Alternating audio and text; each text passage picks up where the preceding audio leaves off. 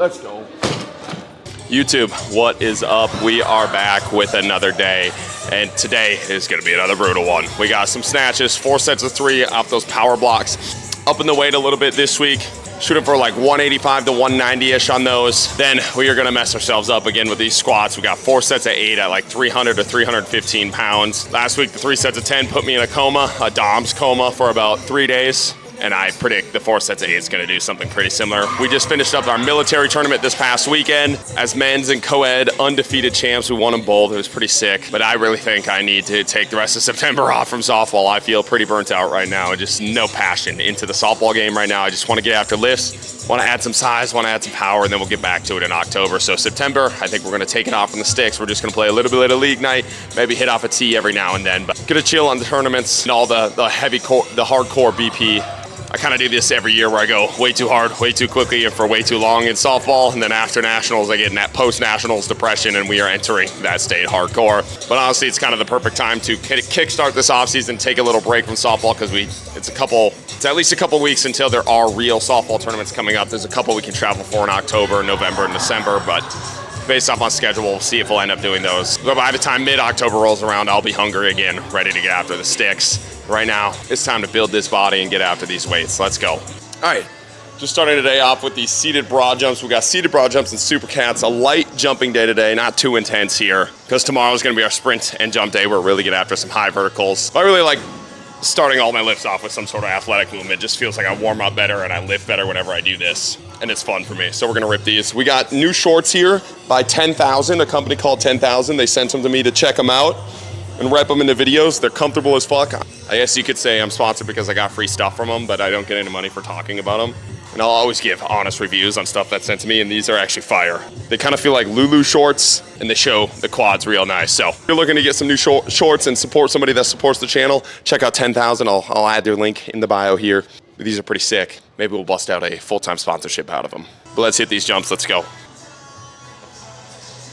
Oof! A little inch up. Where are we at? Right at like 11-ish feet. Let's see if we can get past that. Ooh, there we go.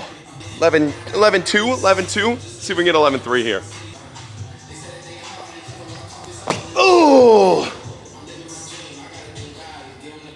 Mark that heel. Pull this baby up.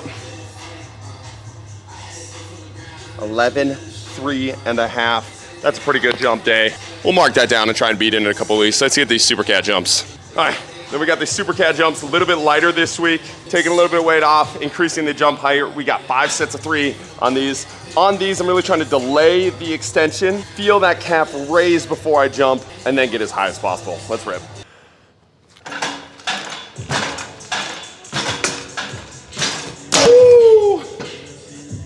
Let's get it. Let's get to some snatches. All right, now we got 4 sets of 3 here, 185 to 190. I'll probably do the first 2 sets at 185 as long as it's feeling good. We'll bump up to 190, not a huge difference there. But trying to clean up these block snatches. They felt a little trashy last week, but the body's feeling a little bit better this week. So hopefully we drive and we get these done. Let's go.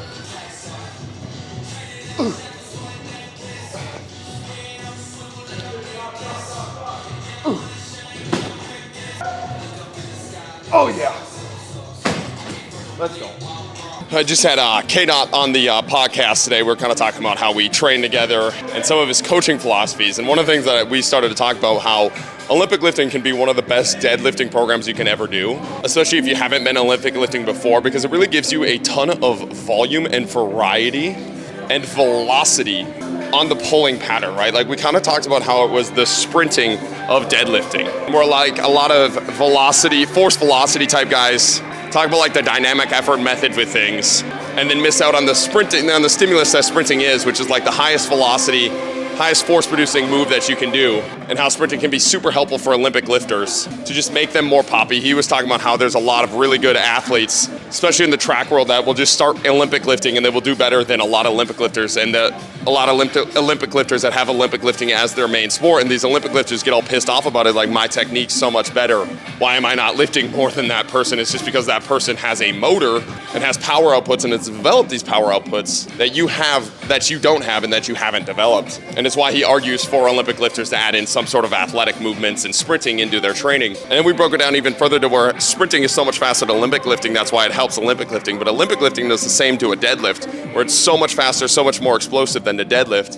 And the forces produced and having to be absorbed by the body in the back in the Olympic lifts are so much faster and more than the deadlift that you can develop a really good deadlift by just hitting a ton of pulling volumes in these Olympic lifts. And how it gives you so much more intent than just pulling fast and doing some of the dynamic effort pulls. I've ran programs where I've done dynamic effort pulls and they felt good, they felt decent, but I really do think the intent isn't there compared to Olympic lift, where you actually have to get that bar up, you actually have to move that bar, and you're missing out on that catch and absorption piece that can build up that back like nothing else. And so for like guys that really want to get their deadlifts up, supplementing with some Olympic lifts can just be like a way to make deadlifts athletic again, which I kind of I really like the thought process of, and I've noticed it pay dividends for me in my deadlift, where my back has never felt stronger pulling, and the weights have never felt better. Even when I've ran like 12-week, 24-week deadlift programs, I ran like a Thibodeau program for a long time on a deadlift. My deadlift did increase, but I felt like shit the entire time, not because of the program, just because we were deadlifting so much, and I don't feel like I'm built very well to deadlift with that much volume. And now these Oli lifts have me hitting a higher volume of pulls at a higher velocity with a greater variety, so I'm feeling better while my pull is going up. And I'm not really deadlifting all that much. I really think if I was just deadlifting being like once a week or once every other week, it would even increase a little bit more, just because I'm adding the technical components of a deadlift. So it was just kind of a cool programming thought process that we had, but let's get the second set here, let's go.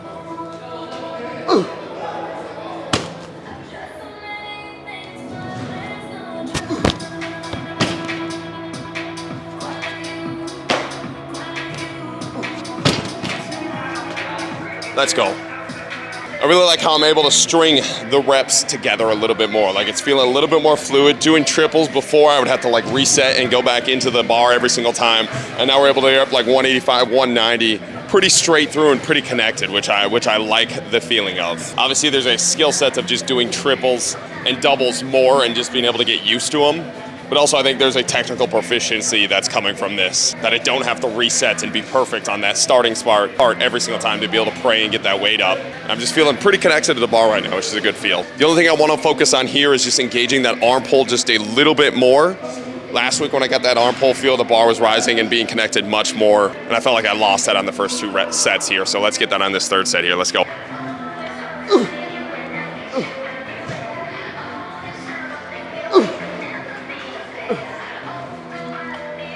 Let's go. Clean as fuck. All right, so this is gonna be some degen meathead advice, but I was watching one of Will Rattel's videos where he used some nicotine gum to sprint faster, because Blaine's been hyping it up, and I really do believe nicotine is a performance enhancer. But Will got the nicotine spins, which happens to me all the time, and then somebody commented how they want to try nicotine, but every time they do it, they get a massive spins, and they've tried the nicotine gum, and it makes them sick every time.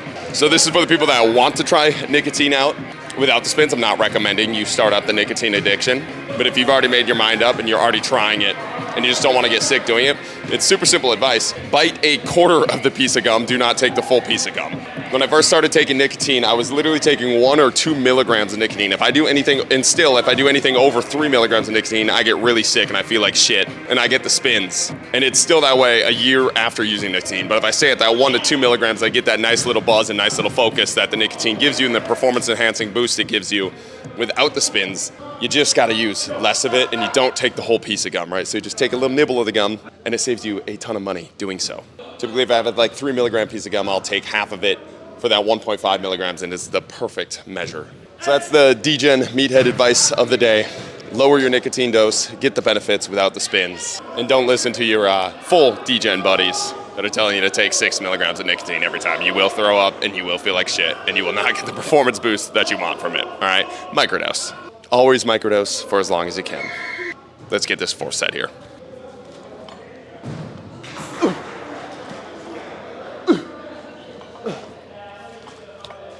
Let's go.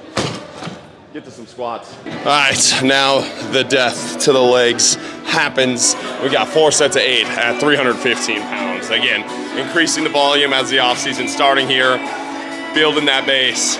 Gonna add a little bit of size. We're gonna become a fucking monster this off season, but we're gonna pay for it dearly while it happens. Let's go.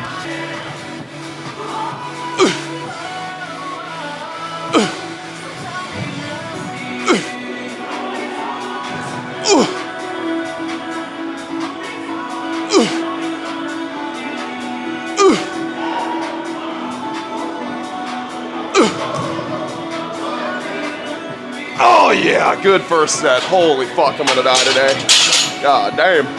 All right, before we hit our second set here, and mostly to delay so my legs get a little break, I'm gonna go over a little bit of a case study here from one of my online clients that just started up last week. And in his initial consult and questionnaire, he filled out that his biggest limiting factor he felt like was his cardio.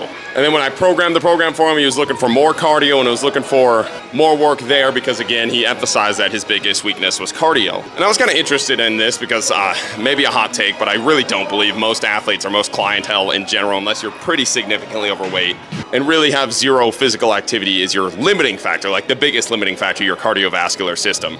I think most people, if they're just moving, walking, play a sport every now and then, they at least have some sort of cardiovascular system developed. That's not to say it's not worth it to develop it more and focus on it more and that it can't be a limiting factor. But so many times I've had clients just come up and say like it's their number one thing they're focused on and the number one thing they feel like they're dying with. Number one thing they need it to grow, and that's limiting them from their sports and the things that they want to do. And most of their sports are not like super aerobic sports. It's not like a soccer sport. Typically they're not playing on like a fast, no huddle offense. We have a couple distance runners, but obviously like they're taking care of their cardiovascular work with their running programs. So it's not their limiting factor either. So I'm always interested when clients like say these things to me. So I was like pressing, like why do you think the cardiovascular thing is your number one limiting factor? And I think that's a note to coaches too, is like, just because a client says something doesn't mean you don't listen to them, but it also doesn't mean you just accept everything that they say and just feed them a bunch of bullshit and give them what they want, because it might not actually be what they need. And what they want is actually what they need because they want to go where they want to go. So I was asking him and he said, I can't even run half a kilometer in one go without shin splints and my hips and hamstrings and ankles feeling tight and flaring up. And it just feels like I gas out when I run. And he said, that's why I figured cardio is probably my huge weakness. And obviously this is a pretty simple case study of cardiovascular issues not being the actual issue there. But it was a reminder of like what your clients are saying to you doesn't actually mean what is actually happening. Like you need to watch, you need to have a conversation with them. And if this athlete is struggling to even squat and move in general, and if they're running half a kilometer with shin splints flaring up, like we have massive movement inefficiencies, right? Their movement quality is just so poor that they're gassing out because they're so inefficient. And their skill of movement is so low. So while they may be gassing out, most of the gassing out is probably psychological because their body's in absolute fucking pain telling them to quit the entire time because they're having flare-ups everywhere. But even if it's not psychological and it's not the pain response, which I don't think is the case here, I think it is that. But if they're moving super inefficient, their cardiovascular system can be developed as much as they want, but it's taking them 150%, it's taking them 50%, 60% more effort every single step because they're so inefficient at moving that the cost of movement is so high, right? And just giving that athlete more cardio and more running and more things that they feel like they want is probably not going to solve their issues. It's probably just going to flare up those issues more. So for this athlete, we're focusing on movement quality, opening up those hips, opening up those ankles, working on some low impact plyometrics to build up those shins and ankles and foot so we can get those shin splints to calm down a little bit. But it just kind of fit into my hot take that I don't think the cardiovascular system or cardio is most people's limiting factor. I think it can be a quality that is limiting, but I think a lot of it is just inefficiency in movement. And if you clean up some of those inefficiencies and you let them move pain-free, they're going to be able to do their tasks so much better and for so much longer without gassing out and without psychologically being in pain the entire time. So they're avoiding these movement patterns. So that's just a little case study I had from an online client. I think it's worth having conversations with your clients and athletes. And I think just because an athlete says something to you doesn't mean they actually know what they're talking about. That's why they hired you, and you should stand on your ground a little bit and poke back and see what the actual issue is and realize they want the issue solved. They don't care how that issue is solved. And if they do care how that issue is solved, they can go to a coach that'll sell them bullshit. But I don't think most coaches listening to this are selling bullshit. So that's my thoughts on cardio being athletes' limiting factors. Usually I think there's something else in the way first, and you should address those things before adding on more movement to movement they already suck at. I think it's just going to lead to more flare-ups and more volume that makes them feel worse the entire time, right? So let's get the second set. We've stalled enough.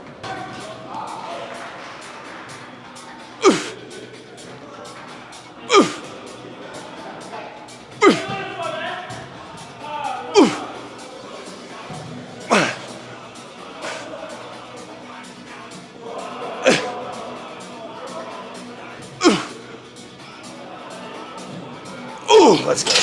Second set felt better. Whee. All right, third set here was significantly less stalling. Let's rip.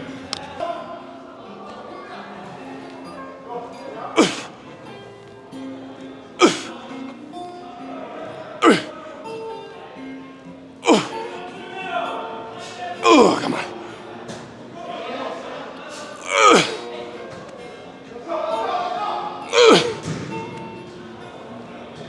Oh, yeah, let's go. Squats are moving. All right, final set here. Then we're going to finish up with some snatch balances and some rows. Then we're going to go watch some Monday Night Football. Let's get it. Ooh.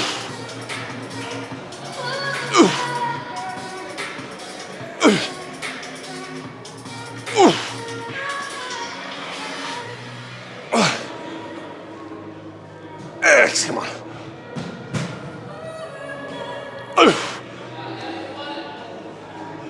Oh yeah, that's a good leg day right there. Woo! Let's finish this up. All right, we got our last set of bent over rows here. We have 3 sets of 6 of this, and then 3 sets of 5 of some snatch balances. We're on the third set of both. Let's go.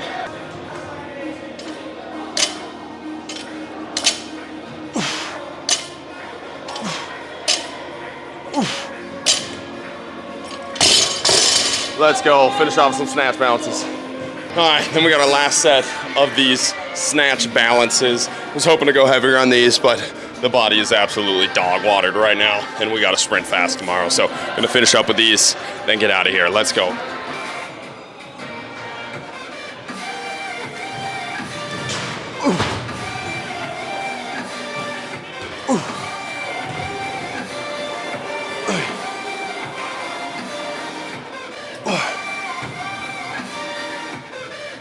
Let's go. Appreciate you guys watching. Keep chopping motherfucking wood. Let's go. Back tomorrow.